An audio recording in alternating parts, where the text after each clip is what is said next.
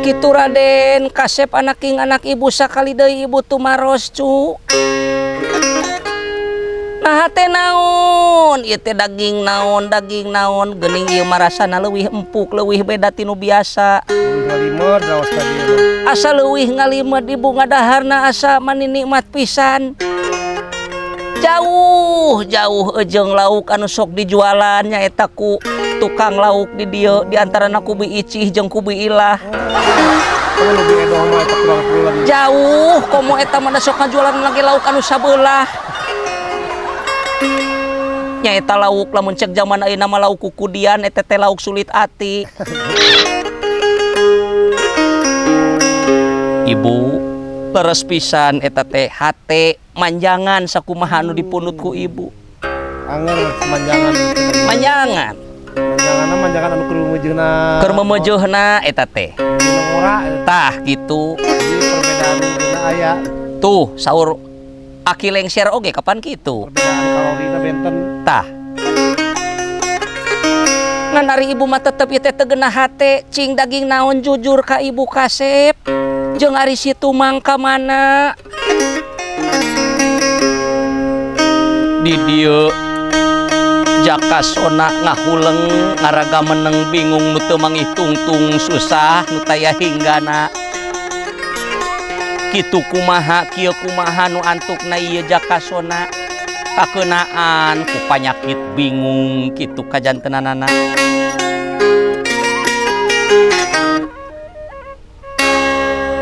Aduh kanca bingung kula ieu kudu kumaha atuh teh. Arep blak-blakan bingungnya. Blak-blakan sieun ku ibu kaula teh.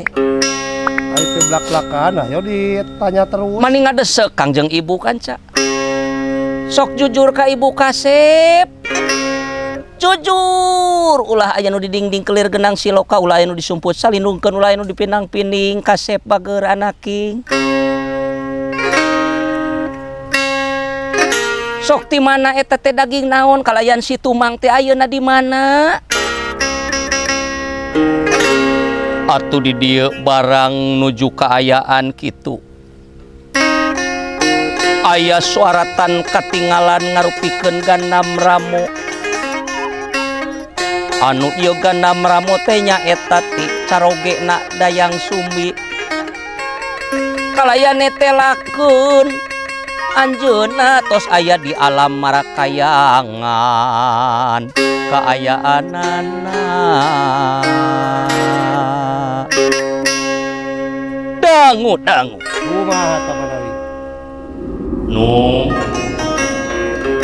geulis pupujaning ati buah ati kembang soca akal puputon kembang kedaton wayahna takdir teu bisa ditungki kadar teu beunang isihlan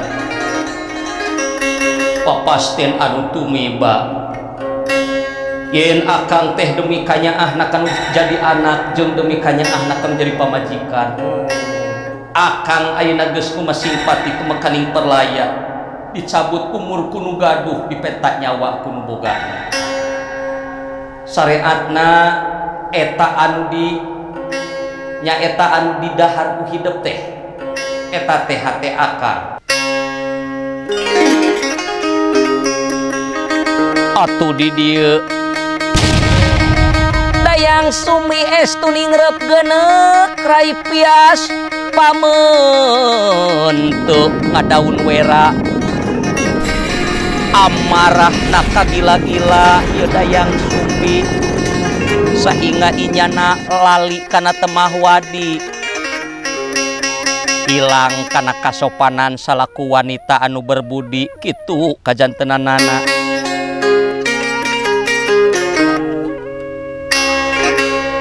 Kurang ajar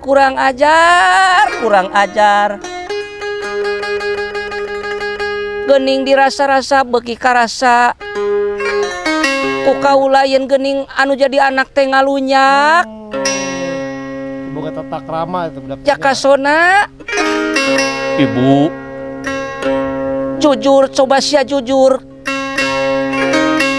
kamana ari si tumang kalayan dikumahakeun ku hidup Jujur ka ibu, jujur. Ibu,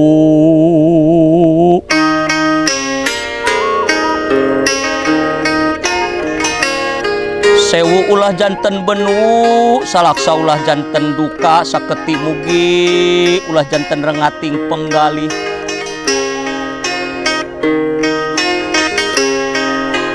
Anu salersna eta teh anu di raosanku ibu teh nyaeta hate si Tumang anu dipanah ku putra ibu.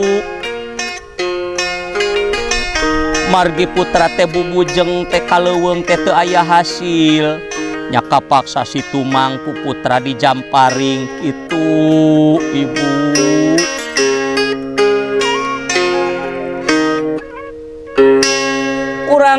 Kurang ajar sia kurang ajar. Anak durhaka sia anak durhaka. Teu sudi abrig-abrigan, teu suka aprak-aprakan aing boga anak samodea kitu. Ji, geura indit bra geura miang. Atuh di dieu ieu dayang sumi secara teu sadar inyana. Kalersan inyana teh nuju nyepeng hiji barang parabot dapurnya eta sinuk. Di dieu ditengelkeun kana ieu mastakana Jakasona. Jakasona, ini sia kurang ajar.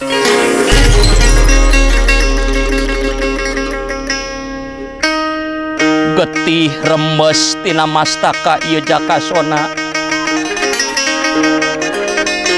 Atuh ningali kitu mah dayang sumi estuning leuleus sapulang sani.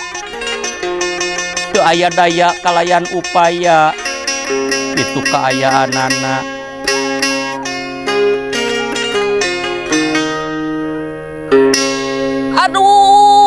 Aduh teuing kasep anaking anak ibu hampura ibu bageut. Sabenerna mah teu ngahaja ibu terek narok hidup, teu ngahaja. Kalepasan eta baliknya. Kalepasan. Hampura ibu kasep. Bu, takdir teu tiasa dipungkir, kadar teu tiasa disinglar. Putra panjenengan panginten kedah parantos kieu. Lalakon anu tumiba ka putra parantos kieu ibu. Permios putra panjenengan ayeuna sejak konur ti pangkonan Kangjeng ibu kaulan.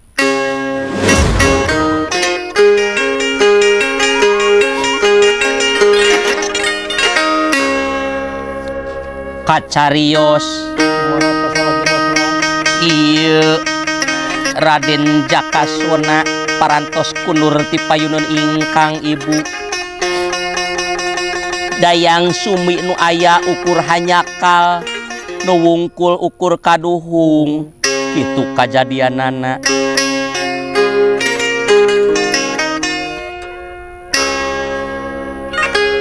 Di dieu sakumaha sajarah anu natrat. Ieun nya ieu sang Jakasona nyaeta ngolah tapak di hiji guha di hiji leuweung. Anu antukna ieu Jakasona teh kaancikan ku 7 guriang. Nyaeta ieu guriang teh saluhureun siluman ampir sababad sareng bangsa jin. Mung bentena ari guriang sareng siluman mah ari guriang mah jelas-jelas ibadahna teh nurut ka bangsa manusia.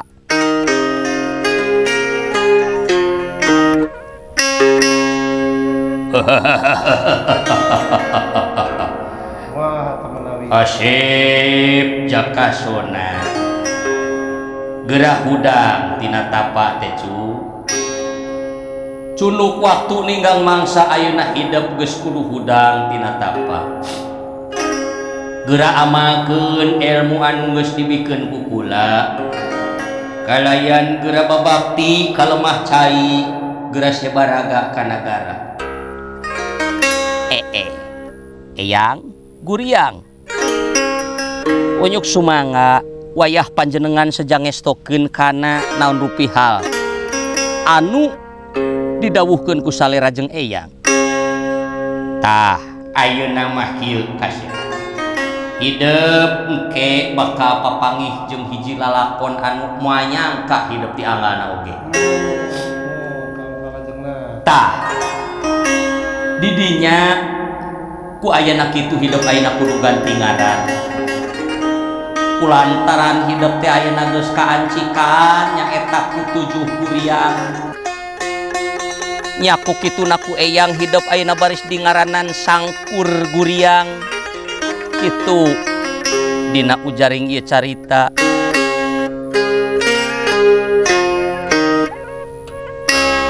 Ari Sangkur teh nyaeta wadah, ai Guriang teh nyaeta hiji makhluk lemes anu ngancik di hidup.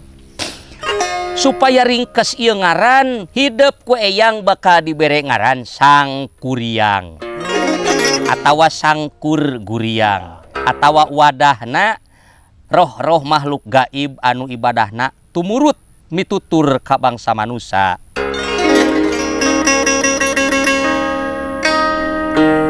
Atuh di dieu ieu jakasona ayeuna anu parantos gentos nami janten Sangkuriang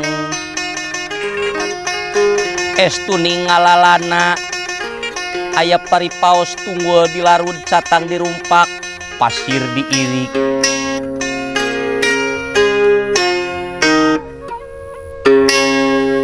di dieu barang parantos ajan tenan ngalalana ieu Sangkuriang nyaeta di negara Paguh teh aya hiji karajaan atawa aya hiji aturan anu teu sapuk jeung manahna ieu Sangkuriang Teu sapagodos. teu sapagodos maklum ari Sang Prabu Prabangkara atawa Sungging Prabangkara teh hiji raja anu resep kana main wanita anu mawi pantes di dieu wong tua gawe wiwitan wong enom darma nglakoni ieu dayang sumbi pantes dina kaayaan nyaeta garbini tanpa salaki oge kitu anggapan masyarakat sadaya.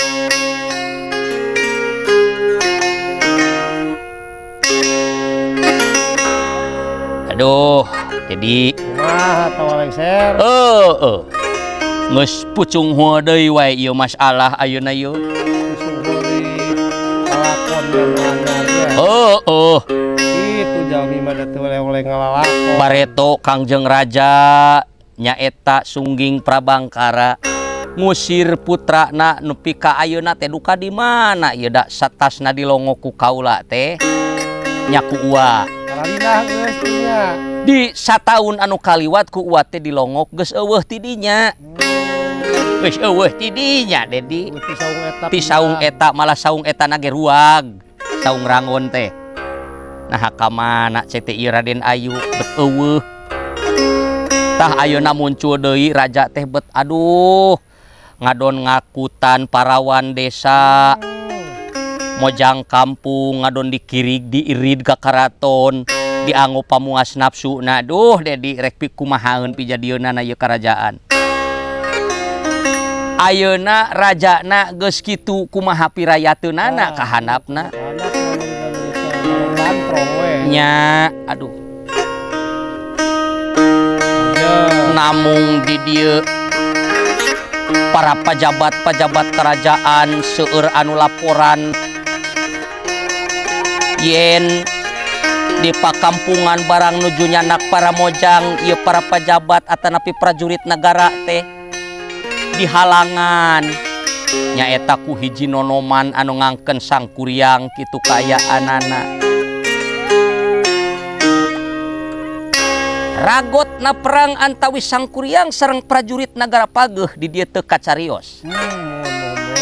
Mung anu kacarios parantos aya laporan ka Kangjeng Raja wireh prajurit seueur anu kahamat seueur anu mati dina pedan jurit kitu kaayaanana. Sahingga ieu raja lungsur ku anjeun nyaeta ka pakampungan seja nangkep atanapi ngaberik ieu Sangkuriang. Tur padahal upami numutkeun sajarah anu kalangkung ieu Sangkuriang upami dicuruk-curuk ti luluhurna mah ieu teh saleresna putuna ku anjeun. Namung ieu sang raja inyana teu uningaeun wireh Yes, sang kuryang teh putuna kitu kajantenanana.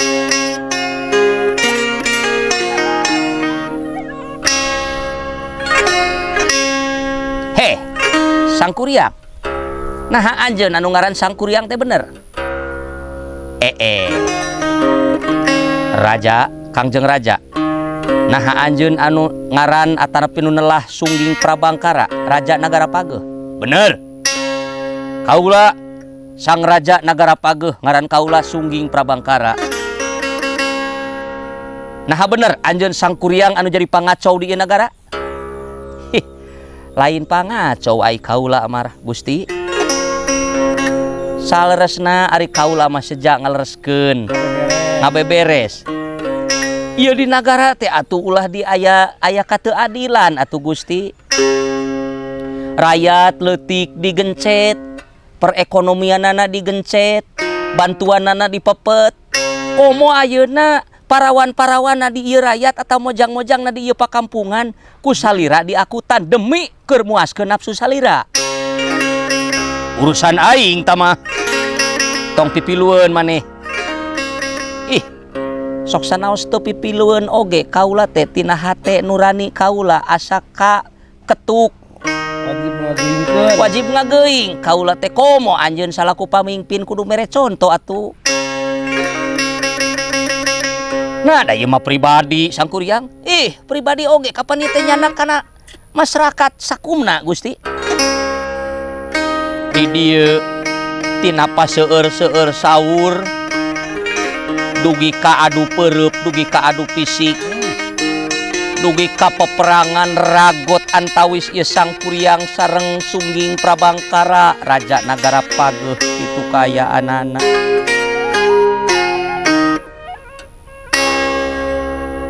Kalayan nuju kaayaan kitu ieu Nyimas Ayu Dayang Sumbi teh nyaeta nyawang ti kaanggangan ngintip ti katebihan. Ameng saha eta jajaka teh tandang kasep ngalempereng koning kitu. Saha anu bebela kalayan saha anu melaan ka rakyat sakumna di ieu nagara. Kaula asa kakarap mangihan eta jajaka. Barang katingali ieu anu nuju perang teh nyaeta hiji pamuda hiji jajaka ganang pertengtang atuh di dieu Dayang Sumbi nyaketan kaleresan anu nuju janten lawan perang na teh nyata ramakna ku anjeun kitu dina ujaring carita.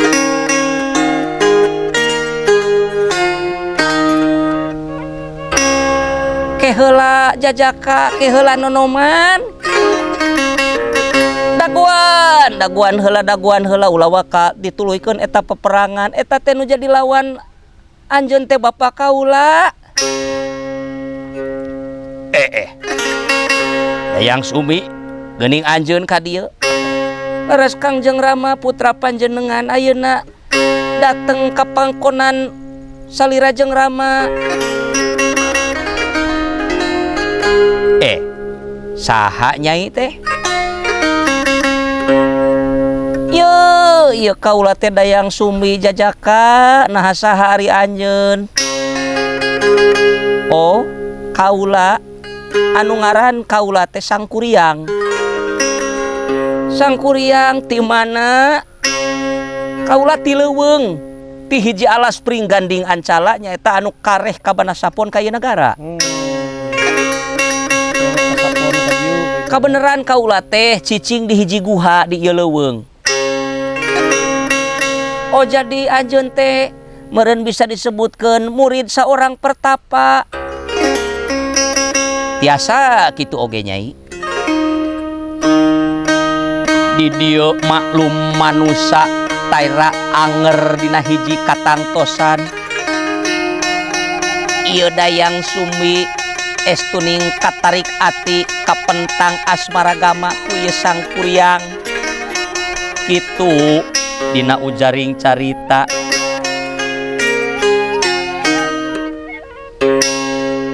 Kaleresan ieu sang Kuriang oge sami. Sami-sami ketong-ketong gitu. Sami nyaeta katarik ati ku ieu Dayang Sumi. Sok padahal ieu teh numutkeun ajaran atanapi sejarah anu kalangkung ieu teh ibuna pribadi. Nyai saha nyai teh? Ari kaula teh ngaran kaula teh Sekar Asih. Sekar Asih. Sae eta jenengan teh geulis. Asa surup kana tangtung, asa ngepas kana badan. Kumaha lamun ku akang ayeuna dijeun papacangan istilah nama. Dijieun bebene pamepes hate bebeureuh anu geus maneuh. Nah kinten-kinten moal kaduhung Kang. Kaula mah orang kampung bau lisung aya paribasana kaula mah jauh ka Bedug Anggang Kadulag. Anggang ti pakotaan, anggang ti padesaan, tebih ti pakemitan kaula mah urang leuweung. Nah da kaula ge sami atuh geulis. Kaula oge ti leuweung, teu rangon-rangon acan, guha malah padumukan kaula mah jiga lanak. Teu bilik-bilik acan, estuning kaula mah gubuk derita kitu nyai. Nya sawios ari parantos jodoh masuk sanaos gubuk derita atanapi gubuk reyon oge. Teu nanaon. Nyai, tah upama kitu mah hayu atuh urang mengkeutkeun rasa kadeudeuh. Ngembangkeun rasa kanyaah, urang silih titipkeun rasa kaasih jeung akang geulis. Atuh di dieu kajantenan ieu Sang Kuriang sareng Dayang Sumi estuning silih titip kaasih, silih siram ku kanyaah, silih sibeuh ku kadeudeuh. Nanging barang ieu Dayang Sumi mundayan atanapi nyiaran kana ieu mastaka na Sang Kuriang aya hiji kaanehan kitu kaayaanana.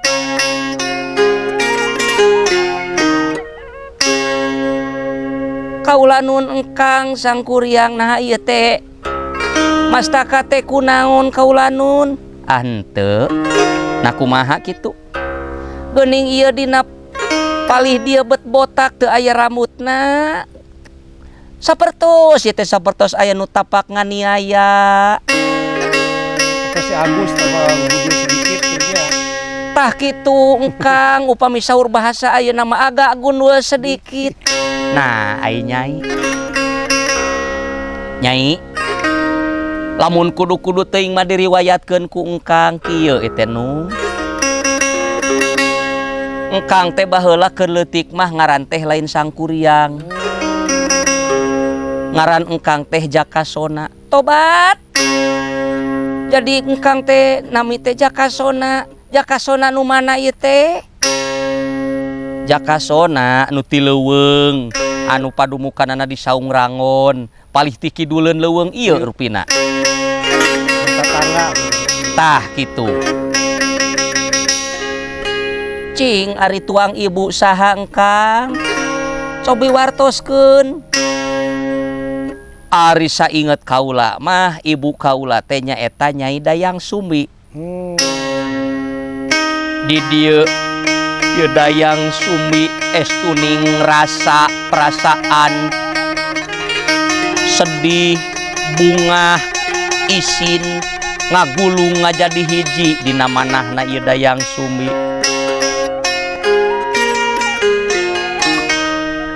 Tobat teuing tobat.